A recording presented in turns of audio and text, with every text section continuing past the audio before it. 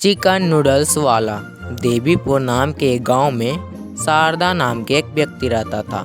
वह एक बहुत बड़ा व्यापारी था। उसके पास हजारों करोड़ों की जायदाद थी। एक दिन शारदा का बेटा संतन, पिताजी आप बहुत बूढ़े हो गए हो, अब ये व्यापार मुझे सौंप दो। तुम ये बात कब पूछोगे, उसकी मैं राह देख रहा था रे। मैं बहुत गरीब परिवार से आया हूँ। 10 साल की उम्र में सब्जी का व्यापार किया था और आज यहाँ पहुँचा हूँ। तुम्हें तकलीफ क्या है नहीं पता। तुम मेरे बेटे हो, भूलकर एक साधारण इंसान की तरह एक छोटे से नौकरी पर लग जाओ।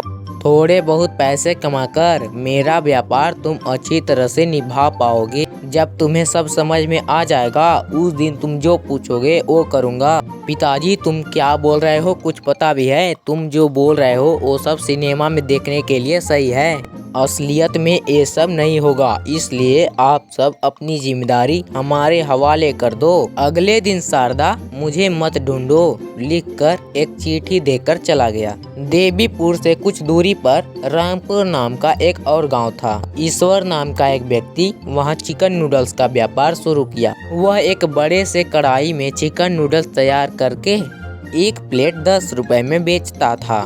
क्यों भाई, हर चीज का दाम बढ़ता जा रहा है और तुम 10 रुपए में चिकन नूडल्स बेच रहे हो, क्या लाभ मिलेगा? इसमें जो तुम इस्तेमाल करते हो वो सच में चिकन है ना? देखिए सर, हर व्यापार लाभ के लिए नहीं होता। एक बार हमारे चिकन नूडल्स खा कर देखिए, अगर पसंद आए तो पैसे दीजिए। वो व्यक्ति एक प्लेट नूडल्स खा लेता है।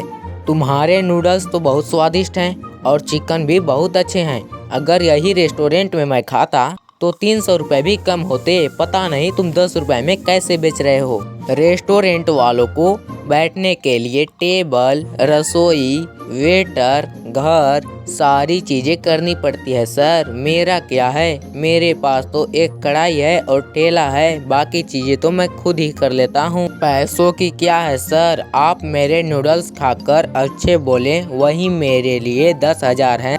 कुछ दिन यूं ही बीत जाते हैं। आसपास के सभी गांवों में ईश्वर के नूडल्स की चर्चा होने लगी।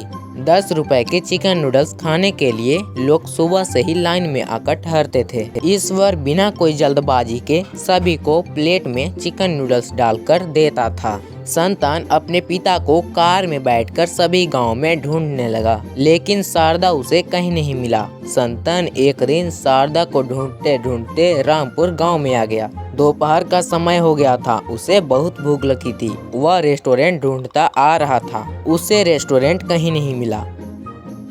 रोड पर ढूंढते ढूंढते अपनी कार को एक पेड़ के नीचे खड़ा करके रास्ते पे जा रहे एक व्यक्ति से पूछा, भाई खाना खाने के लिए यहाँ पर कोई होटल है क्या?